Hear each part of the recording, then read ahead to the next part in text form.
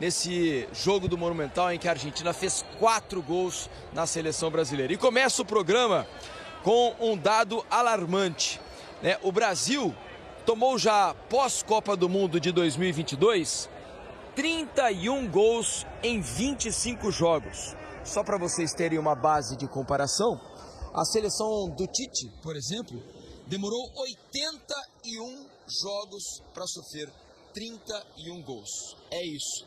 Acho que diz muito sobre o que é a seleção brasileira atual. Muito boa noite, meu amigo Denilson. Estou aqui também com Carlos Eduardo Mansur. Vamos começar a conversar a partir de agora desse desastre que foi a noite do futebol brasileiro por aqui. O Brasil foi goleado, o Brasil tomou olé. A torcida argentina gritou olé desde 3 minutos de jogo e foi massacrado aqui em Buenos Aires. Boa noite, Denilson. Que noite terrível para o futebol brasileiro, não? Noite terrível, perdão, Diniz. Boa noite, Mansur, mais uma vez, a todos que estão aí nos acompanhando. Me sinto envergonhado porque é a primeira vez que eu vejo um jogo da seleção brasileira do estádio, né? Depois que eu parei de jogar futebol, trabalhando, enfim, conectado ao jogo, mas assim, olhando de longe, sentindo o calor da torcida adversária, que, enfim, parabenizar também ao torcedor argentino pela festa que fez aqui no Monumental. Agora, um jogo assim, vergonhoso para o torcedor, vergonhoso para a comissão, vergonhoso para a CBF, vergonhoso para os protagonistas que são jogadores. Porque desde o minuto 3 que você citou aí, Diniz, o torcedor já estava gritando olé. O Brasil ficou sem tocar na bola muito tempo. Aí você fala 4-1 para a Argentina, um 4-1 assim com peso, merecido 4-1. E o gol do Brasil foi um gol achado, porque o Romero ele erra na saída de bola, ele tenta sair jogando, o Matheus Cunha pressiona, rouba a bola e faz o gol. E só, o Brasil não fez mais nada assim. Da lembrança que eu tenho nesse momento, que a gente está aqui ao vivo, eu não lembro de ter assistido um jogo da seleção brasileira tão ruim, tecnicamente, taticamente, um jogo tão distante de uma seleção adversária. Eu joguei alguns jogos com a seleção brasileira, competi várias vezes em jogos desse tamanho, e a gente normalmente, enfim, não falar de resultado aqui, às vezes perdia os jogos, mas tinha ali uma competição, sabe? Uma situação de falar, poxa, aquela bola, né?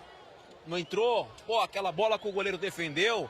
A gente vai falar o que da seleção brasileira hoje? O que a seleção criou hoje para tentar buscar um resultado? Na minha opinião, não fez nada. Não, o Dibu Martínez talvez não precise tomar banho para ir para casa hoje, porque não fez nenhuma defesa praticamente, só trabalhou com os pés.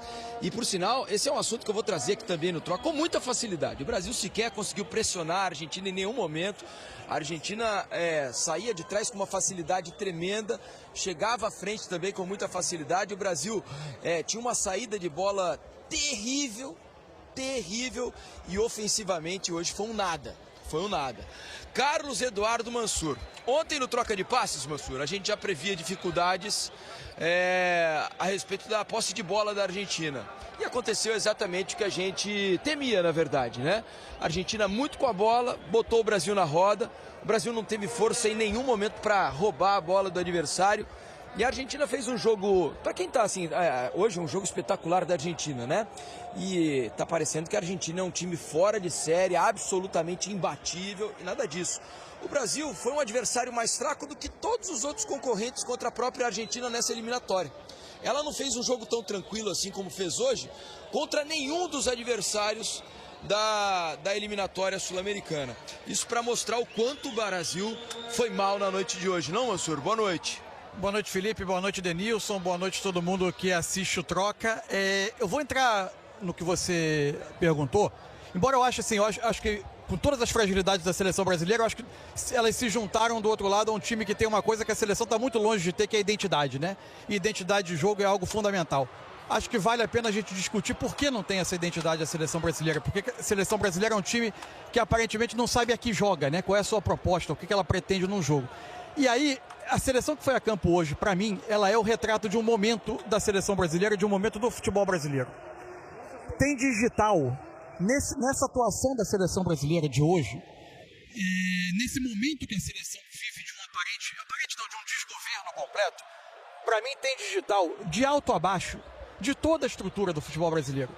Eu tenho certeza absoluta, convicção, e não estou advogando em prol de comissão técnica ou de jogador nenhum, mas eu tenho certeza que, embora obviamente o trabalho não está acontecendo, mas o Dorival é melhor treinador do que essa seleção atual mostra.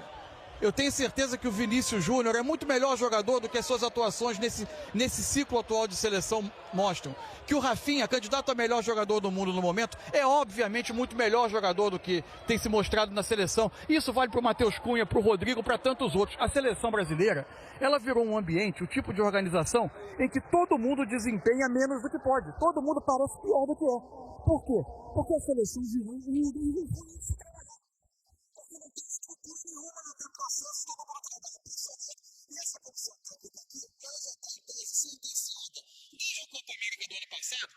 quando ela saiu de lá enfraquecida, tendo conduzido uma Copa América da sua segunda convocação. Foi isso que a gestão atual da CBF fez com a seleção brasileira. Acontece que no comando de toda essa falta de processo, de todo esse ciclo conturbado, atabalhoado da seleção, está um dirigente que conseguiu algo inédito na história recente do Brasil, que é a união total. Você já tinha ouvido falar em união total de clubes e federações? Faz poucos dias que esse dirigente foi aclamado por 100% das federações, que são a base da estrutura política do futebol brasileiro. Isso, foi ontem.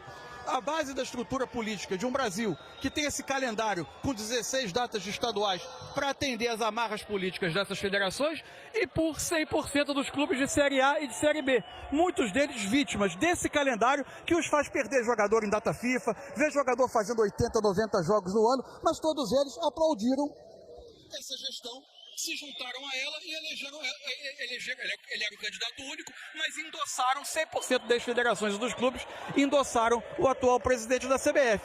E é esse presidente que conduziu a seleção a esse estágio atual. Então, para mim tem digital de alto a baixo de toda a estrutura do futebol brasileiro no que a gente viu hoje em Buenos Aires. Perfeita observação, é exatamente isso. E quando o Ronaldo tentou ser candidato à presidência da CBF recentemente, disse que seria candidato, sequer foi recebido por 23 das 27 federações estaduais do futebol brasileiro. Isso é absolutamente lamentável, não quiseram sequer ouvir Ronaldo, porque todos estão muito satisfeitos com a administração atual da seleção brasileira, da CBF, que culminou nesse resultado absolutamente vexatório hoje aqui em Buenos Aires. Eu queria falar com vocês já na abertura desse programa. Antes, vamos ouvir Dorival Júnior, que começa a entrevista coletiva, já voltamos ao assunto. Vamos ouvir o Dorival.